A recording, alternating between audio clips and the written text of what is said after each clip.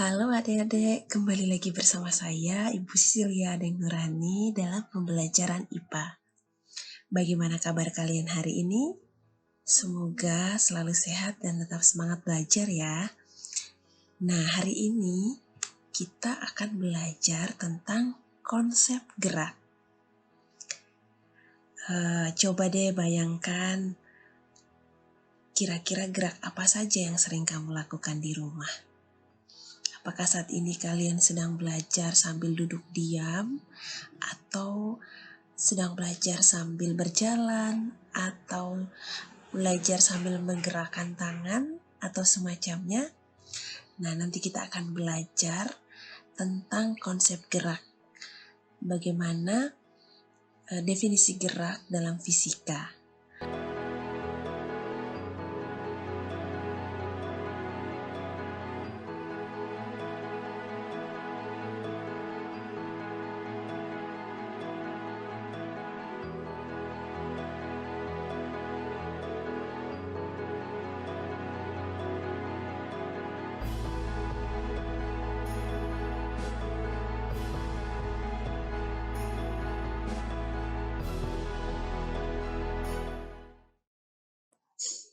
Baik adik-adik, nah karena kita belajar tentang konsep gerak, maka kita perlu tahu nih, apa definisi gerak. Nah, kira-kira apa sih hal yang biasa adik-adik lakukan di rumah yang berhubungan dengan gerak? Nah, untuk mengetahui definisi gerak, coba deh kita perhatikan bersama-sama gambar berikut ini. Apakah orang yang ada di dalam gambar dikatakan bergerak? Ya. Oh, mungkin beberapa dari kalian menjawab, oh tidak bergerak. Yang mereka sedang tidak bergerak. Yang bergerak adalah ketinting yang sedang melaju. Nah, perlu kalian ketahui adik-adik ya, kita belajar tentang gerak di sini. Kita mengabaikan penyebab benda itu bergerak, ya. Jadi, apakah orang yang dalam ketinting ini dikatakan bergerak? Nah, dia dikatakan bergerak atau tidak tergantung titik acuannya adik-adik. Misalnya titik acuannya pohon nih yang ada di pinggir sungai. Ya, kalau titik acuannya pohon yang ada di pinggir sungai, maka orang ini dikatakan bergerak. Kenapa? Karena sebelumnya dia mendekati pohon. Kemudian mereka menjauhi pohon. Berarti mereka mengalami perubahan posisi. Ya, yang awalnya mereka mendekati pohon, kemudian mereka menjauhi pohon. Berarti mereka dikatakan bergerak ya, tergantung titik acuannya. Begitu adik-adik ya. Jadi suatu benda dikatakan bergerak kalau mereka mengalami perubahan posisi dan tergantung titik acuannya. Nah, seperti gambar ini tadi ya, titik acuannya pohon. Jadi mereka berdua yang ada dalam ketinting dikatakan bergerak karena mengalami perubahan posisi, ya. Jadi gerak adalah perubahan kedudukan suatu benda dari posisi awal. Nah, benda dikatakan bergerak ketika benda mengalami perpindahan atau menempuh suatu jarak tertentu. Misalnya kamu berangkat sekolah dari rumah menuju sekolah. Kamu dikatakan bergerak tidak? Ya, dikatakan bergerak karena kamu mengalami perpindahan posisi dari titik awalmu tadi di rumah, ya. Kemudian apakah kalian yang sedang duduk diam lalu menggerak-gerakkan tangan? Apakah mereka tidak dikatakan bergerak, Bu? Ya, mereka tidak dikatakan bergerak karena tidak mengalami perpindahan posisi. Jadi perlu kalian pahami juga bahwa titik acuan itu penting adik-adik ya, karena untuk menentukan suatu benda dikatakan bergerak atau tidak berdasarkan titik acuannya ya. Nah, karena gerak itu relatif dan berdasarkan titik acuannya, maka ada yang dinamakannya gerak semu dan juga gerak nyata. Nah, gerak semu itu apa sih? Ya, gerak semu itu gerak yang tidak sebenarnya ditimbulkan benda yang sedang bergerak. Contohnya saat kalian berkendara, kemudian melihat pohon-pohon di tepi jalan seolah-olah bergerak ke arah mobil. Padahal Yang bergerak adalah mobilnya, bukan pohon-pohon yang ada di tepi jalan. Itu namanya gerak semu ya. Karena titik acuannya tadi orang yang ada di dalam mobil. Titik acuannya orang di dalam mobil melihat pohon-pohon di tepi jalan seolah-olah bergerak ya. Kemudian contoh lainnya, matahari seolah-olah bergerak dari timur ke barat. Padahal matahari tidak pernah berpindah tempat ya. Yang berputar adalah bumi kita, yang menyebabkan matahari seolah-olah bergerak dari timur ke barat. Itulah yang dinamakan gerak semu, gerak yang tidak sebenarnya yang ditimbulkan benda yang sedang bergerak. Jadi intinya adik-adik, kita perlu menentukan titik acuan supaya tahu bahwa benda itu dikatakan bergerak atau tidak ya. Begitu adik-adik. Kemudian selain gerak semu, ada yang namanya kan gerak nyata. Apa itu gerak nyata? Gerak nyata itu contohnya ketika buah jatuh dari pohonnya, yaitu dinamakan gerak nyata ya. Buah mengalami perpindahan posisi ya, jatuh ke tanah. Itu contoh gerak nyata. Baik adik-adik, selanjutnya kita belajar tentang beberapa besaran yang berhubungan dengan konsep gerak. Ya, besaran apa saja yang berhubungan dengan konsep gerak? Ini ya, ada perpindahan, jarak, kecepatan, dan kelajuan. Nah, kalau dulu waktu di kelas 7 kalian belajar tentang jenis-jenis besaran, baik itu besaran pokok maupun besaran turunan, beserta satuan-satuannya ya. Contohnya ada waktu, satuannya sekon, jarak, meter ya gitu ya. Nah, hari ini kita belajar tentang 4 besaran ini yang berhubungan dengan konsep gerak. Kira-kira apa sih perbedaan dari keempat besaran ini? Mengingat ya, kalau kita ingat-ingat lagi waktu kita belajar tentang besaran pokok dan juga besaran turunan beserta satuannya, perpindahan dan jarak itu memiliki satuan yang sama. Begitu juga dengan kecepatan dan kelajuan. Nah, kita akan jelaskan ya. Yang pertama, perpindahan. Perpindahan adalah perubahan posisi akhir suatu benda terhadap posisi awalnya. Berarti ada posisi awal, ada posisi akhir. Jadi terjadi perubahan posisi nih. Makanya disebut perpindahan. Jadi perpindahan itu harus ada posisi awal dan posisi akhir. Nah, lambang perpindahan itu adalah delta S. Ya, ini yang di depan S itu namanya sebutannya delta. Apa sih delta? Delta itu adalah perubahan ya. Berarti harus ada perubahan ini. Kemudian S itu apa? Jarak ya. Jadi perubahan jarak atau disebut dengan perpindahan. Rumusnya apa? S itu jarak ya. Jarak kedua dikurangi jarak pertama. Posisi kedua dikurangi posisi pertama ya. Karena tadi kan perpindahan itu ada perubahan posisi, ada posisi awal, ada posisi akhir. Jadi perpindahan itu adalah posisi akhir dikurangi posisi awal. Kemudian jarak. Jarak adalah panjang lintasan yang ditempuh oleh suatu benda untuk mencapai suatu titik. Jadi ketika kalian menempuh suatu jarak tertentu, jaraknya itu dijumlahkan semua ya. Oke, untuk lebih memahami, saya kasih contoh deh. Semisalnya nih kamu bergerak dari Samarinda ke Kutai Barat dengan jarak sekitar 150 meter. 150 km maaf. Jadi kamu bergerak nih dari Samarinda ke Kutai Barat sejauh 150 km.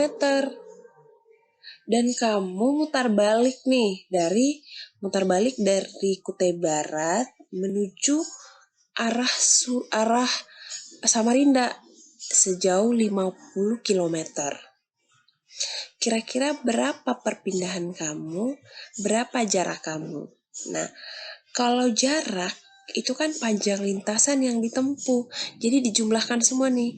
S1 ditambah S2. Jarak pertama dia dari Samarinda ke Kubar itu 150 km ditambah dia mutar balik nih dari Kubar ke arah Samarinda sejauh 50 km. Berarti jarak yang ditempuh kamu tadi itu 150 ditambah 50 jadi 200 km. Gitu ya Dedek. Nah sedangkan perpindahan berapa sih? Perubahan posisi akhir suatu benda terhadap posisi awalnya atau S2 kurang S1. 50 dikurangi 150. Kenapa? Karena awalnya dia 150 dari Samarinda ke Kubar, kemudian muter balik nih 50 km dari Kubar ke Samarinda. Jadi posisi akhirnya 50 dikurangi 150. Jadinya minus 100. Nah, minus 100 itu apa sih? Minus 100 itu menentukan arah berlawanan ya. Jadi dia muter balik nih arahnya ya. Jadi perpindahannya dia adalah 100 km. Begitu ya, Dedek. Contoh lainnya nih misalnya kamu berangkat dari rumah ke sekolah sejauh misalnya 100 meter. Nah, kemudian kamu balik lagi dari sekolah ke rumah dengan jarak yang sama 100 meter. Berapa perpindahan kamu? Perpindahan kamu adalah 0. Kenapa 0? Karena kamu tidak mengalami perubahan posisi. Ya, dari rumah ke sekolah balik lagi ke rumah. Jadi perpindahan kamu 0. Sedangkan jarak kamu berapa?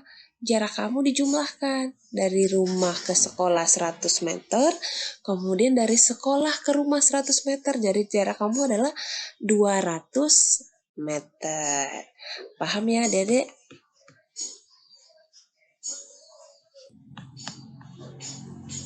Selanjutnya, perbedaan kecepatan dan kelajuan. Nah, kalau kecepatan perbandingan perpindahan benda, jelas ya Dedek, perbandingan perpindahan benda dengan waktu tempuh. Kalau kelajuan adalah jarak yang ditempuh tiap satuan waktu. Jadi, kalau kelajuan biasanya menggunakan jarak dalam perhitungan kelajuan ya. Kalau kecepatan biasanya menggunakan perpindahan dalam menghitung kecepatan. Contohnya tadi ya, misalnya kamu tadi yang bergerak dari Samarinda ke Kubar, kemudian putar balik ke arah Samarinda sejauh 50 km.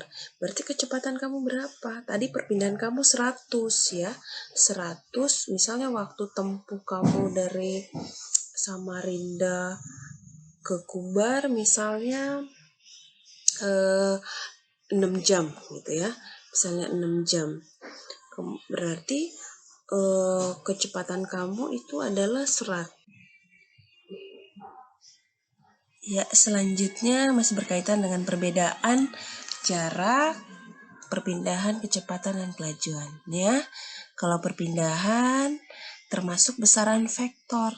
Kenapa besaran vektor? Karena perpindahan itu selain memiliki nilai, dia memiliki arah kemana ya gitu ya. Misalnya tadi dari Samarinda ke Kubar, terus putar balik ke arah Samarinda, berarti perpindahannya misalnya 100 km ke arah Samarinda, seperti itu ya.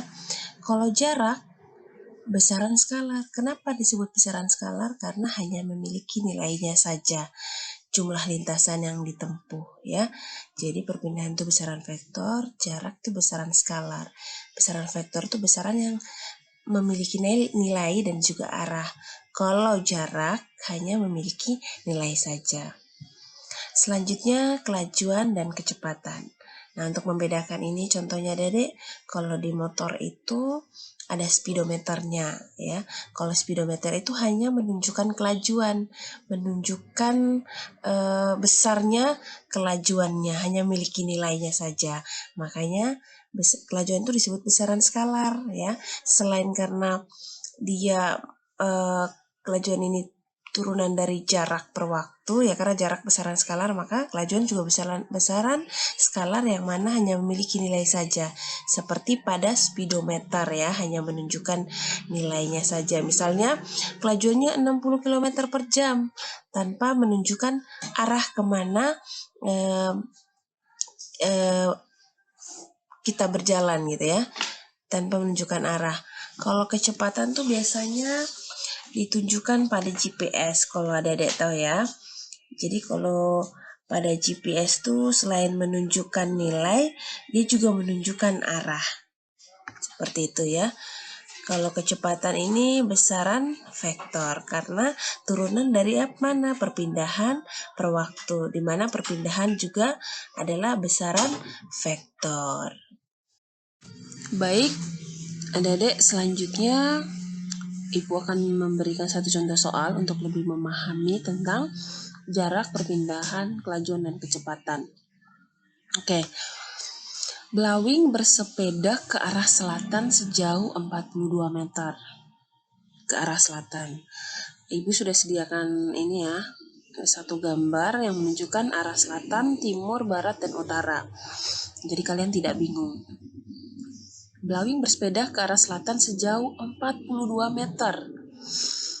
Lalu ke arah barat sejauh 16 meter dan ke arah utara sejauh 30 meter dalam waktu 20 detik. Hitunglah jarak dan perpindahan blawing. Yang B, kelajuan dan kecepatan blawing.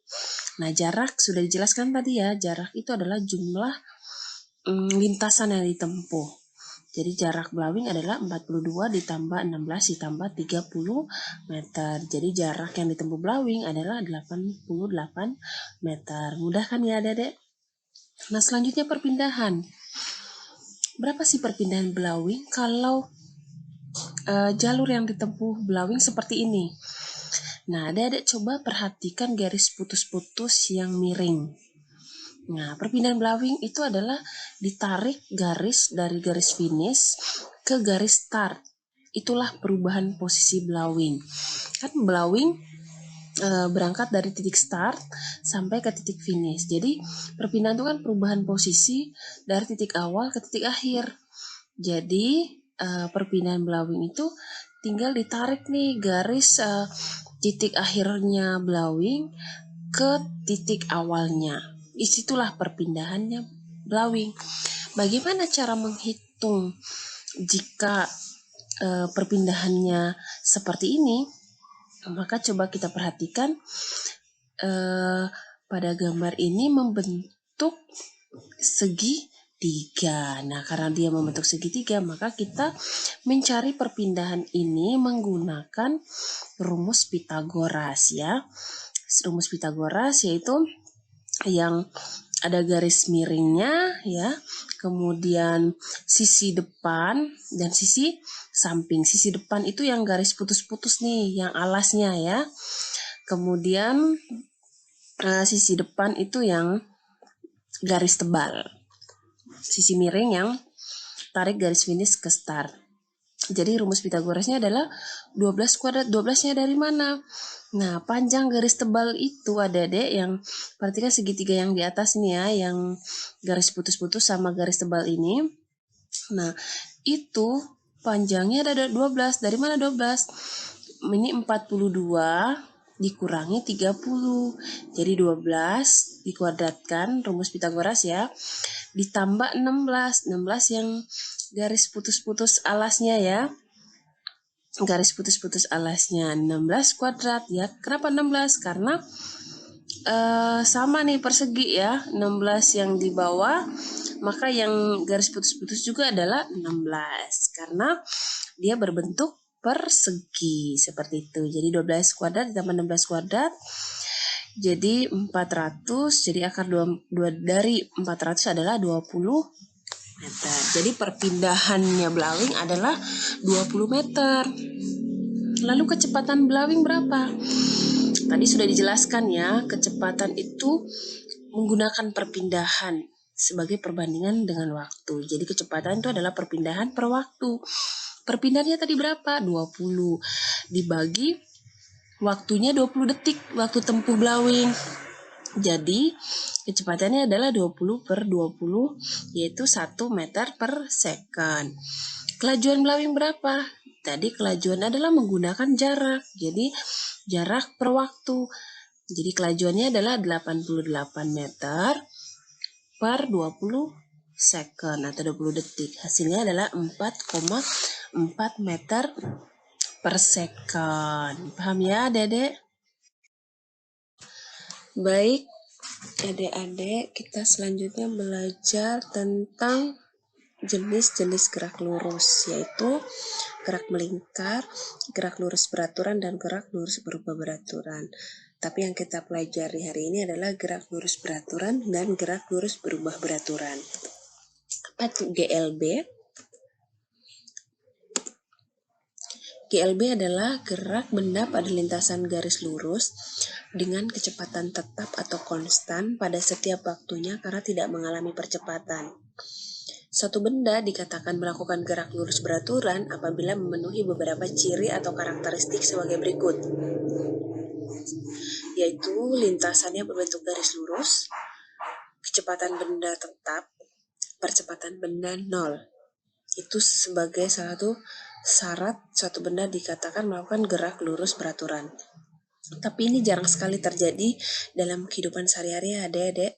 Tidak mungkin pada saat berkendara kita selalu kecepatannya konstan, karena mengingat bahwa kalau kita di jalanan tuh pasti ada yang namanya jalan menurun atau tanjakan atau mungkin jalan yang jelek. Kemudian kita pasti akan yang namanya ngerem ya, dan tidak selalu kecepatannya konstan. Jadi yang dimaksud dalam gerak lurus beraturan ini adalah kecepatannya selalu konstan. Jadi ketika kamu menempuh jarak 60 km per jam, menempuh suatu perjalanan dengan kecepatan 60 km per jam, maka nanti akan selalu 60 km per jam. Dan itu jarang sekali terjadi dalam kehidupan kita sehari-hari saat kita berkendara. Karena pasti akan terjadi perubahan kecepatan ketika kita ngerem atau ketika kita naiki tanjakan gitu ya, adik-adik. Nah, salah satu contoh gerak lurus beraturan adalah laju kereta api pada lintasan lurus. Tuh. Nah, ini beberapa rumus-rumus pada gerak lurus beraturan. Yang pertama, rumus kecepatan. Sudah dijelaskan sebelumnya ya, kalau kecepatan adalah perpindahan per waktu. Kemudian kelajuan. Kelajuan adalah jarak per waktu. Rumus jarak itu adalah ST sama dengan S0 tambah A kali T. ST itu jarak akhir sama dengan S0 itu jarak awal ditambah percepatan dikali T. Oke, ini adalah grafik kecepatan terhadap waktu. Ini kenapa garisnya datar? Karena pada gerak lurus beraturan, itu kecepatannya konstan. Makanya garis pada grafiknya adalah garis datar. Ini menunjukkan bahwa kecepatannya adalah konstan. Nah, ini grafik salah satunya itu adalah grafik jarak, X itu jarak ya. Grafik jarak terhadap waktu. Kadang kita lihat beberapa grafik di sini menggunakan X atau S. Jadi X dan S itu sama ya, yaitu jarak. Ini adalah grafik jarak terhadap waktu. Nah, garis mereng ini menunjukkan bahwa jarak yang ditempuh suatu benda dalam waktu tertentu. Begitu, adik-adik. Oke, adik-adik, kita akan membahas salah satu contoh soal dari gerak lurus beraturan. Ya, sebuah mobil bergerak dengan kecepatan 72 km per jam. Pada jarak 18 km dari arah yang berlawanan, sebuah mobil bergerak dengan kecepatan 90 km. Pertanyaannya, kapan dan di mana kedua mobil akan berpapasan? Jadi ada dua mobil nih. Dua mobil berjalan berlawanan arah. ya kan? Yang satunya dengan 72 km per jam, satunya lagi sebuah mobil kecepatan 90 km per jam. Ini per jam ya. Nah, kapan dan di mana kedua mobil akan berpapasan? Coba kita perhatikan. Seperti ini ya. Jadi ada mobil warna hijau bergerak berlawan arah dengan mobil berwarna merah. Katakan saja yang mobil 1 kecepatannya 72 km per jam. Yang mobil 2 kecepatannya 90 km per jam. Kapan dan di mana kedua mobil akan berpapasan? Pada saat kapan dan di mana? Oke, penyelesaian. Misalnya mobil hijau ini kecepatannya 72 km per jam. Kenapa sampai 20 meter per sekon? Ini dikonversi ya adik-adik. Dulu kalian sudah belajar tentang konversi satuan, kilometer ke meter, dan selainnya kemudian jam ke sekon ya, sudah pernah belajar. Jadi 72 km dibawa ke meter jadi 72.000 meter per jam. 1 jam itu adalah 3.600 detik. Jadi 72.000 meter dibagi 3.600 detik, hasilnya 20 meter per sekon. Jadi 20 meter per sekon ini konversi dari kilometer per jam. Jadi 72 km itu sama dengan 72.000 meter per 1 jam itu 3.600 detik. Jadi 72.000 dibagi 3.600 detik hasilnya 20 meter per sekon. Sama juga yang ini ya, V2 yang punya mobil merah 90 km per jam dikonversi ke meter per sekon jadi 25 meter per sekon. Jadi 90 km dibawa ke meter jadi 90.000 dibagi 1 jam itu sama dengan 3.600 detik jadi 25 meter per sekon. Jarak kedua mobil itu 18 km. Jadi P ke Q itu 18 km jarak kedua mobil ini.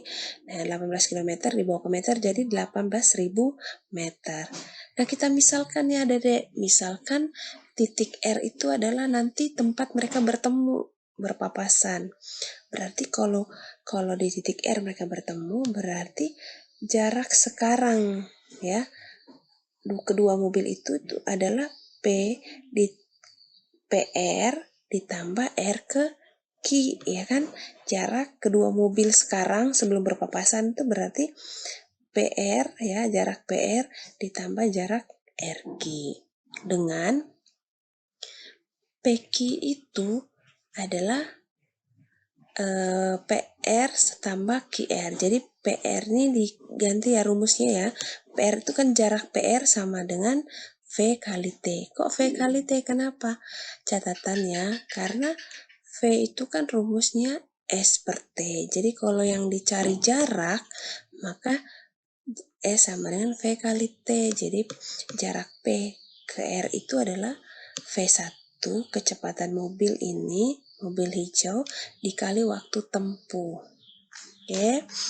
Ditambah dengan kecepatan mobil merah dikali waktu tempuh sama dengan 18.000. 18.000 dari mana? Ya PQ. PQ kan 18.000. Nah, jadi V1-nya 20 dikali T ditambah V2-nya 25 dikali T, jadi 20T tambah 25T sama dengan 18.000 ya. Ini acuannya tadi adik-adik, PQ tambah sama dengan PR tambah QR.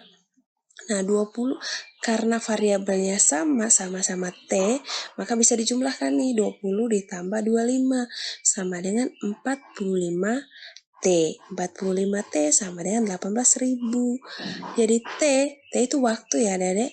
Jadi T adalah 18.000 dibagi 45 hasilnya 400 second. Jadi mereka nanti kedua mobil tersebut akan bertemu pada saat. Oke Dedek, selanjutnya kita belajar tentang gerak lurus berubah beraturan atau GLB. Ini beberapa contoh gerak lurus berubah beraturan. Yang pertama gambar 1 gerak jatuh bebas, gambar 1 dan gambar 2.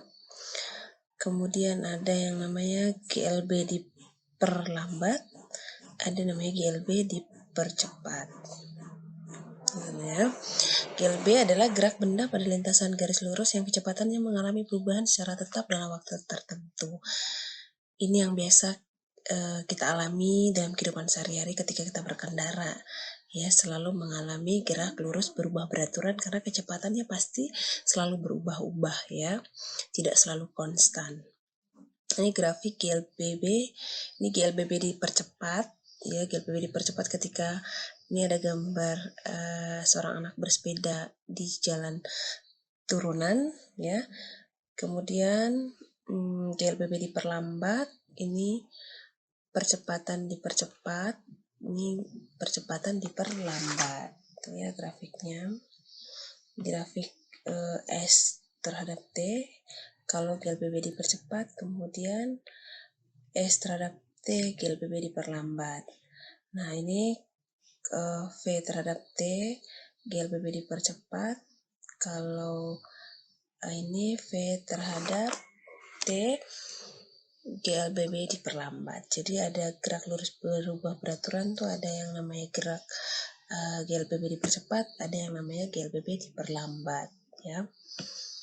Contohnya yang orang yang bersepeda naiki tanjakan, itu namanya GLBB diperlambat. Kalau orang yang bersepeda di jalan turunan, itu GLBB dipercepat. Nah, contoh GLBB dipercepat itu misalnya ketika kita sedang diam, ya, kemudian tiba-tiba bergerak, ya. Kalau misalnya kita sedang berkendara, kita diam, kemudian tiba-tiba digas motornya, misalnya ya, itu namanya GLBB dipercepat. Tapi kalau GLBB diperlambat, misalnya kita sedang melaju, tiba-tiba direm. Nah, itu contoh GLBB diperlambat. Kalau GLBB dipercepat, dari kita diam, tiba-tiba bergerak, ya, seperti itu. Jadi kalau dipercepat, V0-nya, kecepatan awalnya 0. Kalau GLBB diperlambat, kecepatan akhirnya yang 0. Seperti itu. Oke, selanjutnya ini beberapa rumus-rumus pada gerak lurus beraturan. Pertama, rumus jarak sama dengan V0 atau V awal atau kecepatan awal dikali waktu ditambah setengah kali percepatan kali waktu kuadrat. Jadi ingat ya, dikalikan dulu baru dijumlahkan. Kemudian kecepatan, rumus kecepatannya adalah VT kuadrat. Jadi kecepatan akhir dikuadratkan sama dengan kecepatan awal dikuadratkan ditambah 2 kali percepatan dikali jarak. Nah, atau bisa juga ditulis VT atau V akhir atau kecepatan akhir sama dengan kecepatan 0 ditambah percepatan kali T. Ya, keterangannya S0 itu jarak awal saat T sama dengan 0. Kemudian ST itu jarak pada saat T berapa detik ya, pada saat atau jarak akhir pada saat kita sudah menempuh perjalanan berapa detik. V0 itu kecepatan awal, VT itu kecepatan akhir atau kecepatan pada saat berapa detik kita menempuh perjalanan. Itu percepatan dan T adalah waktu. Berikutnya kita akan membahas beberapa contoh soal tentang gerak lurus berubah beraturan. Oke adik-adik, kita coba membahas salah satu soal tentang GLBB. Yang pertama, sebuah benda yang semula diam lalu didorong oleh Doni sehingga benda tersebut bergerak. Berarti ini termasuk GLBB dipercepat karena benda semulanya diam lalu bergerak. Jadi sebuah benda yang semula diam lalu didorong oleh Doni sehingga benda tersebut bergerak dengan percepatan tuh A ya, percepatan tetap 3 meter per sekon kuadrat. Maka berapakah besar kecepatan dari benda yang telah didorong oleh Doni tersebut yang setelah bergerak selama 5 sekon. Jadi benda itu bergerak selama 5 sekon. Pembahasannya adalah awalnya benda diam. Nah, kalau benda awalnya diam, jadinya kecepatan awalnya sama dengan 0, karena dia belum bergerak sama sekali.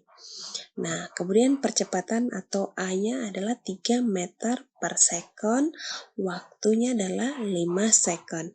Pertanyaannya, berapakah kecepatan akhir ya, kecepatan dari benda yang telah didorong oleh Doni setelah bergerak selama 5 sekon.